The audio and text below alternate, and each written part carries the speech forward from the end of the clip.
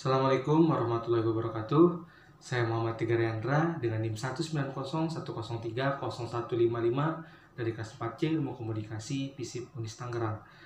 Video ini merupakan video tugas EKT 1 saya dari mata kuliah Komunikasi Antar Pribadi dengan dosen Pak Ahmad Haris. Di video ini saya akan menjelaskan materi komunikasi antar pribadi dengan sumber referensi yang saya gunakan, yaitu buku Komunikasi Antar Pribadi karya dari Yosali Iriantara yang di dalamnya terdiri dari 9 bab. Pada bab 1 ini kita membahas mengenai komunikasi antar pribadi dalam kehidupan manusia. Komunikasi antar pribadi sering kita temui dalam kehidupan sehari-hari, di mana ketika kalian berkomunikasi dengan orang tua kalian, kalian berkomunikasi dengan teman kalian, kalian berkomunikasi dengan tetangga kalian, maka hal tersebut merupakan bentuk dari komunikasi antar pribadi, karena komunikasi antar pribadi merupakan proses pertukaran pesan dari individu yang satu kepada individu yang lain, dari pribadi yang satu kepada pribadi yang lain. Karakteristik dari komunikasi antar pribadi itu sendiri, di mana sesama individunya, sesama pribadi-pribadinya memiliki keakraban sehingga pesan yang disampaikan bisa dapat mempengaruhi keduanya. Bab 2. Komunikasi nonverbal dalam komunikasi antar pribadi. Komunikasi tidak terlepas dari pesan verbal maupun pesan nonverbal. Pesan nonverbal itu sendiri merupakan bagian penting dari komunikasi. Komunikasi nonverbal merupakan proses penyampaian pesan yang dilakukan menggunakan gerakan tubuh, menggunakan sentuhan mata, atau hal apapun yang dapat menggantikan, yang dapat menguatkan, dan dapat melengkapi pesan verbal yang disampaikan. Menurut Desmond Morris, komunikasi nonverbal merupakan hal yang sangat penting dalam komunikasi. Karena kenapa? Karena proses komunikasi sangat bergantung kepada postur, tindakan, atau ekspresi dan gerakan tubuh, sehingga komunikasi nonverbal ini sangat penting bagi proses komunikasi, terlebih bagi komunikasi antar pribadi. Konsep diri merupakan bagaimana cara pandang kita terhadap diri kita sendiri. Konsep diri biasanya terbentuk dari pengalaman dan interaksi yang dilakukan dengan orang lain. Konsep diri dianggap penting dalam komunikasi antar pribadi karena bagaimana kita berkomunikasi dengan orang lain akan ditentukan oleh bagaimana kita memandang diri kita sendiri. Maka dari itu, konsep diri sangatlah penting dalam komunikasi antar pribadi. Bab 4. Etika dan evolusi kesadaran dalam komunikasi antar pribadi. Manusia sebagai makhluk sosial tentu akan terikat dengan etika di mana ia tinggal dalam suatu kelompok tertentu. Dalam berkomunikasi, manusia terikat oleh etika atau aturan yang berlaku pada kelompok tertentu.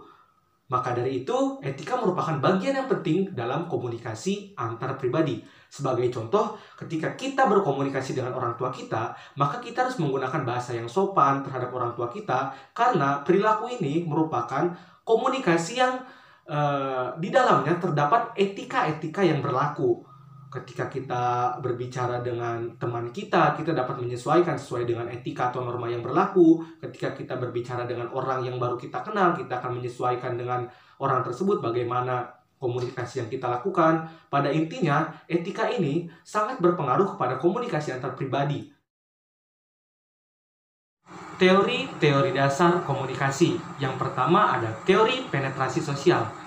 Teori penetrasi sosial menyatakan bahwa kedekatan antar pribadi berlangsung secara berurutan, di mana kedekatan ini bermula dari taraf biasa-biasa saja hingga ke taraf yang intim.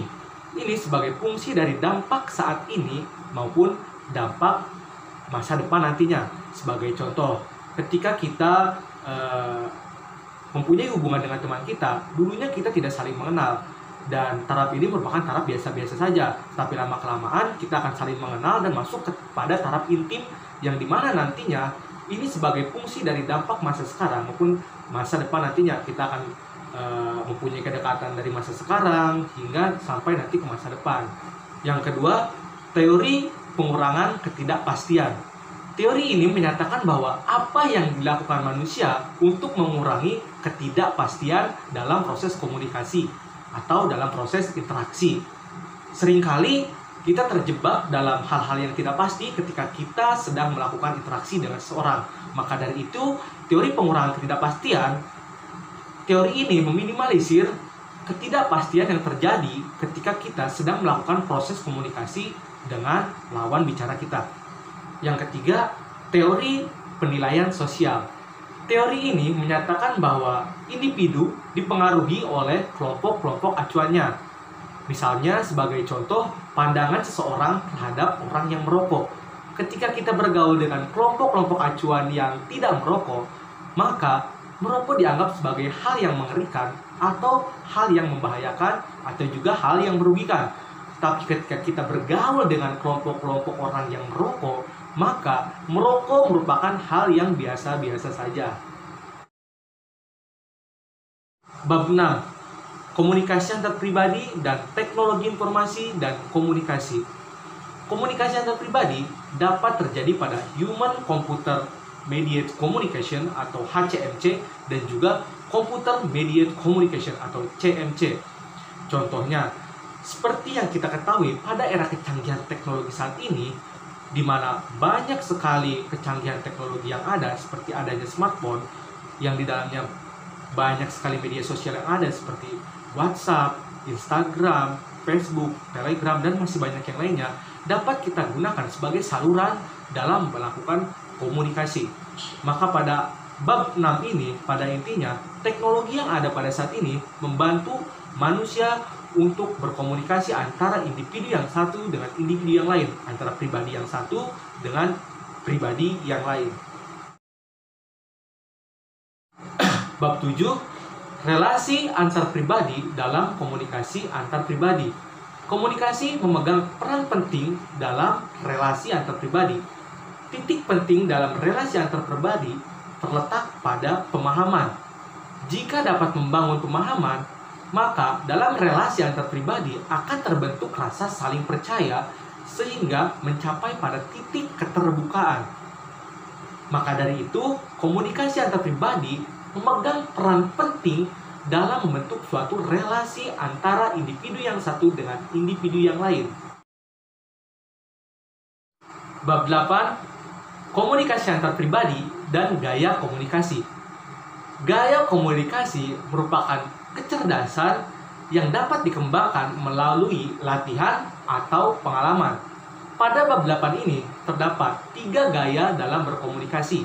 Yang pertama, ada gaya visual. Gaya visual merupakan gaya yang dilakukan menciptakan gambaran untuk memahami stimuli. Yang kedua, ada gaya auditif. Gaya auditif mengorganisasikan kata-kata atau istilah ke dalam penyampaian informasi. Dan yang terakhir, ada gaya kinestetis. Gaya kinestetis mengorganisasikan pengalaman dengan perasaan atau asosiasi. Bab 9, aplikasi komunikasi antar pribadi. Dalam kehidupan sehari-hari, tentu komunikasi antar pribadi sering kita aplikasikan dalam kehidupan kita. Seperti contohnya ketika kita berkomunikasi dengan orang tua kita, ini merupakan bentuk dari komunikasi antar pribadi. Dalam tahap profesional, komunikasi antar pribadi juga sering kita temui atau kita jumpai, bahkan kita lakukan. Ketika kita sebagai mahasiswa bertemu dengan dosen, kita sering melakukan komunikasi antar pribadi, di mana kita memiliki sisi keakraban dengan dosen tersebut, sehingga bisa dikatakan sebagai komunikasi antar pribadi. Ketika dalam dunia kerja, karyawan dengan atasan sering berkomunikasi antar pribadi untuk kemajuan perusahaannya. Maka dari itu, pada bab 9 ini, komunikasi antar pribadi bisa kita aplikasikan dalam kehidupan sehari-hari, tentu dengan berlandaskan etika atau moral yang sudah kita pelajari pada bab sebelumnya. Terima kasih karena telah menonton video ini. Jika video ini dirasa bermanfaat bagi kalian, jangan lupa like, comment, and share. Saya Muhammad Tegar Rayandra. Assalamualaikum warahmatullahi wabarakatuh.